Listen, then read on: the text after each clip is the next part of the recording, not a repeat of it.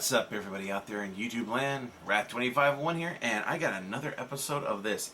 What if SCPs were superheroes? This is part 3, and it's got lore and everything else. So this is by Pop Cross Studios. I straight up love the first 2 episodes he did there. So let's see what he's going to be doing for this one. Alright, so let's go. There you go. Oh! The Plague Doctor. Yeah, he didn't. Nah. That's right, everybody. Once again, we are back to another Kane. episode of turning SCPs into superheroes. Oh, again, God, I I've forgot gone her through name, but comments that's of the that previous few one episodes that of can this teach series, anybody just about and I've anything. a whole bunch of the most popular suggestions to use today, but I've also gone through some other SCPs myself and found some more that I thought I had some good ideas for to make superheroes out of. Also, at the end of this episode, Well, I'm if he's gonna done have a heroes, slightly he wants a different request for that suggestions he for the wants next villains. episode in this series, but obviously we'll He's get to already that when done we get one, to that. some For that now, should let's be get good into the villains, story though. and artwork, shall we? Like Let's go. 682. Ooh, he should do the Scarlet want, King for villain. subscribe if you feel like. But either way, enjoy the show. For 2 months now, I've been at Security Clearance Level 2 at the Superhero Corrections and Placement Foundation. I've become firmly familiar with most of our registered heroes, or at least the ones whose files haven't been withheld from me. And more importantly, in some cases, I've become familiar with the rivalries between some of our registered heroes and the villains that they face. You see, I've recently been charged with monitoring Hero Case 073, also known as Mecca Kane. He is a very agreeable hero with a myriad of incredible abilities. Most noticeable at a glance are his mechanical limbs. His arms, legs, and spine have all been replaced with cybernetic enhancements. We've inquired with him many times about where and how he received these enhancements, We don't trust him. but he claims to have no memory of the event. While Mecca Kane has never given us any reason to distrust him, we do have some researchers looking into this claim. Based on the design and quality of work, we believe there is a chance that his limbs were forged by a shady mech dealer by the name of Benjamin Sharp, who works out of a garage in Boston, Massachusetts. Though, to be honest, his accent did seem to resemble that of a New Jerseyan as well. We received a quote from him on the matter, but it was not particularly helpful. Here is that quote now. Look, I don't know nothing, lady. Maybe I did build this guy's tech, maybe I didn't. I build a lot of stuff. I can't remember all my clients. But even if I did, I wouldn't tell you. Look at you coming in here wearing a suit that looks like it costs more than my whole garage. I don't trust people like you. You know what I always say? Don't trust nobody with well-moisturized hands. Means they got all the priorities out of whack. Now get up out of here and stay out of my business, alright? We will keep tabs on this man, but for the time being, we have no definitive links between him and 073.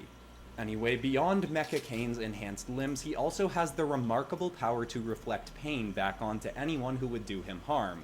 If a foe were to stab him, Makes you wonder Kane how the would cybernetic feel the arms got pain of the attached blow, then, huh? but would not be mortally wounded in any way. Instead, the person who assaulted him would acquire the stab wound themselves and suffer whatever ramifications came from the injury.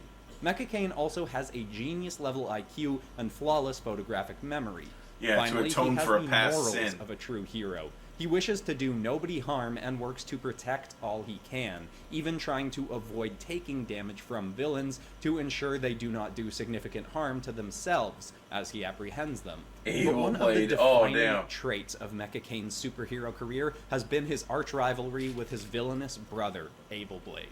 The villain is deserving of his own log in the future, but the Coles Notes versions of his powers are super strength, speed, and durability. He can spawn swords and weapons from nothing, and if anyone does manage to kill him, he always respawns after a few weeks within a steel box, which was at one point housed in a Foundation vault, but was recently stolen by hired goons of Abelblade. When he manages to go on one of his villainous rampages, Abelblade is incredibly difficult to stop, but luckily, Mecca Kane is the perfect counter to his brother. You see, 073 decades ago was the first person to ever kill his brother, the reason for which I have not been made privy to on Level 2 security documents. But because of this incident, anytime Abelblade sees his brother, he bursts into a rampage and can't help himself from trying to kill Mecca Kane, despite knowing it will ultimately result in Abelblade's own temporary demise. And so these two are locked in an endless struggle with one another. Perhaps someday they'll Gotta find a get way some to Class A reconcile, and amnestics Mecca on Kane will Ableblade. be able to halt his brother's villainous tirades for good. That's actually pretty cool But design, regardless, too. it I like seems that. at least we'll always have a deterrent for Ableblade. I could definitely see him in a 073. comic.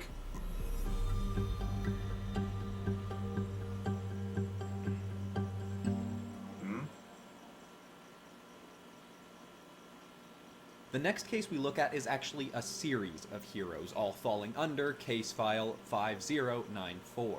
Though the first and most prominent member of that group is the one we'll discuss in this log. one. Her name is Zenyatta. Yeah, Miss J. And her strengths are derived from an anomalous CD-ROM released in June of 1999 called Miss J's WizKid Schoolhouse. You see, this CD-ROM contains what we have determined to be a sentient computer program. And she's an excellent Ms. teacher. J, named in the title. Probably like one of the who most can teach wholesome anyone SCPs to of do all. anything they request in a very short amount of time.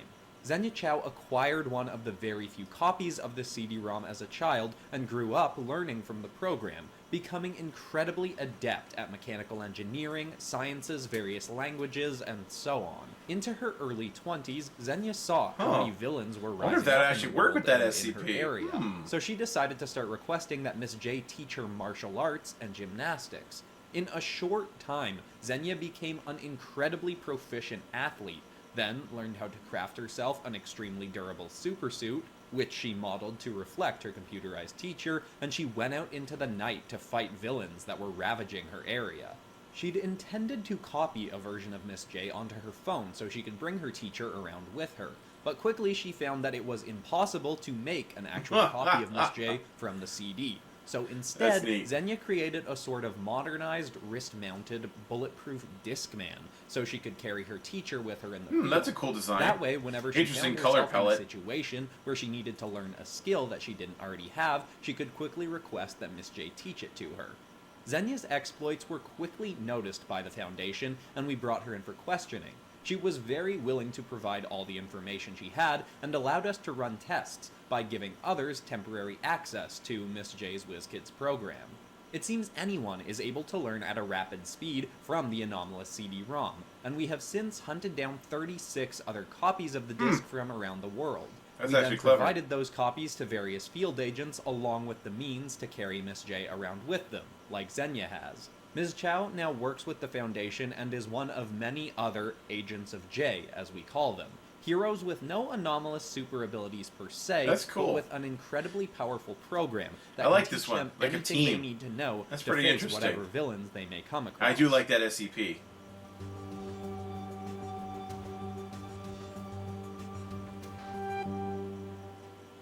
Sorry about that. This guy's a little bit of a camera problem again. Battery ran out, and even though it said it had like an hour left to go. Anyway, so it's picking up from this spot and go. Now the next case is one we've spent all too much time and resources trying to reform. Unlike our first two heroes of this log, he is not opposed to killing his victims, though he claims to be doing something else to them entirely. Hero case 049 goes by the name Depestulous. He wears a steel helmet that he has never been seen to remove. I don't care for the name. I don't care for the name. It's kind of He can kill anyone boring. with a single touch by sucking the life out of them, and he regularly uses this to so he's slay a Karen. even petty criminals once encountering Suck them. the life right out of In cases you. where he is struggling to get close to a foe, he will pull a weapon from his bag to incapacitate them. This satchel that he always wears clipped to his belt can spawn any weapon or tool Depestulous desires. In our few times bringing him in for interviews, he has claimed that the bag literally produces anything he imagines, though we are looking into the possibility that the bag is a wormhole or portal to a pocket you don't dimension believe where him. Depestulous has many weapons and items stored. Something akin to a bag of holding from the role-playing game Dungeons & Dragons. Surprisingly, it has not been difficult to have Depestulous come in for interviews and attempts at personality corrections, but we've never succeeded Attempts at in getting personality him to correction? pull back Do you really? from his homicidal ways. Doesn't Though sound right he when you is say quite that. pleasant to speak with, and often provides very stimulating conversations. He is quite intelligent. You see, Depestulous claims to be a doctor, one who is trying to rid the world of the disease that is anger and immorality. The He pestilence. believes all criminals, no matter I the detect the severity of their pestilence crime, within have you. an illness that makes them the way they are. All the criminals he has killed, he claims to have cured of their ailment. He has at times shockingly shown the ability to revive his slain foes, but when they come back, they seem to be mindless drones that he can control to do his bidding in battles. He also says that he is working on a superior cure to his current one. We have tried to make deals with Depestulous in the past, telling him if he stops killing or curing villains in the field, that we will continuously provide him with animals to run medical experiments on. This worked for a short time, but soon he deemed the animals were not fitting subjects, and that his true purpose was to cure humanity alone of the plague of immorality. Like with Hero Case 096, aka Vigor Shy, we have had a hard time narrowing down what exactly 049 regards as immorality, but we hope to learn more soon. We may have to send agents or heroes to try and handle 094, but it would be a shame to kill a hero that has such potential to stop so many villains. Yeah, but you can't really stop him.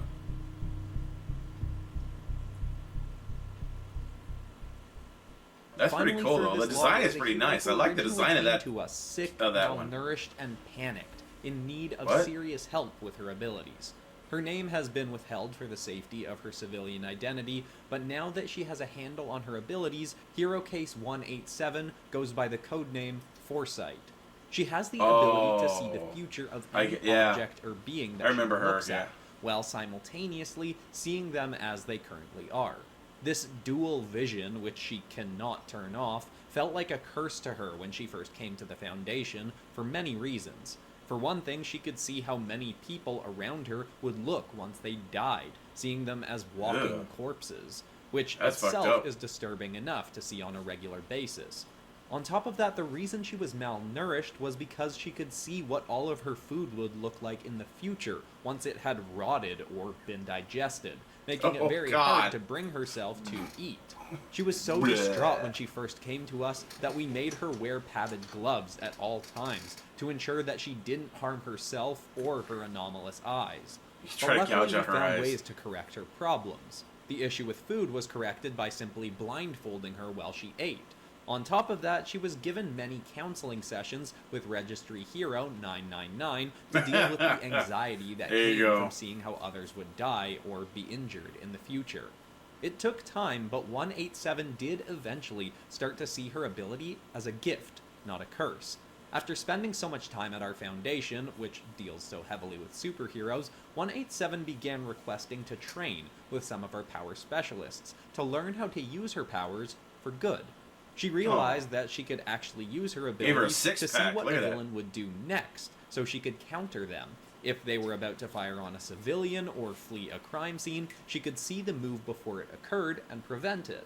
When the higher-ups at the Foundation realized her potential, she was given combat training on top of her continued counseling sessions. Today she is sent on similar sorts of missions that an Agent of J may go on. Nothing too high risk, as she doesn't have any enhanced strength or durability.